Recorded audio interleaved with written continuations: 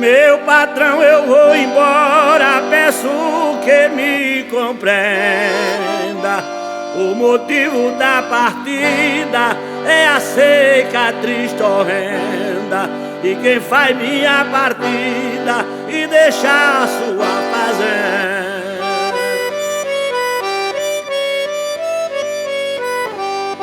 Peço que o senhor entenda o motivo da partida. Os campos todos secaram, a terra tá ressequida, o gado passando fome e muitos perdendo a vida.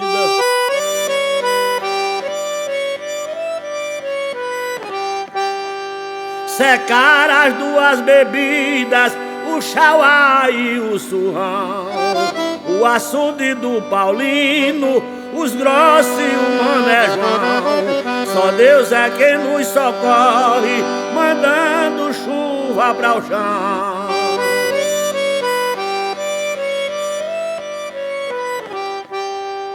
Até mesmo o cacimbão da Baixa do Azevém, que se dava água para o gado, está aí secou também. Só tem mesmo o resto d'água no açude do Muquém.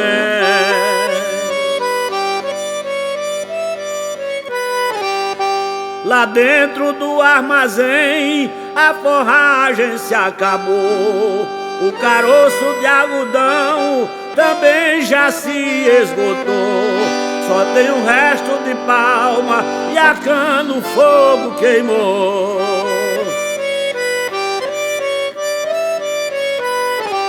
Portanto, diga ao Senhor, não tenho mais coração de ver tanto gado magro sem ter água e nem ração, que salvar menos a metade do gado do meu patrão.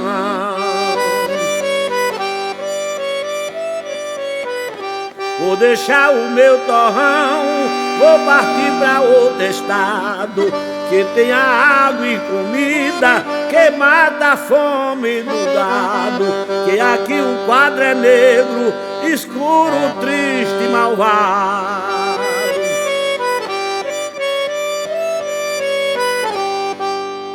Assim partiu Cícero França da fazenda Caldeirão, transpassado de tristeza por causa da sequidão, e jurou que só voltava se chovesse no sertão. E essa música eu quero oferecer ao empresário e fazendeiro, dono do cavalo Roxão, o maior cavalo do Brasil, meu amigo Jonathan Dantas, lá no Rio de Janeiro. E aqui vai meu abraço ao poeta Zé de Abílio, o aboiador, e a Cláudio Silvestre, lá em São Caetano.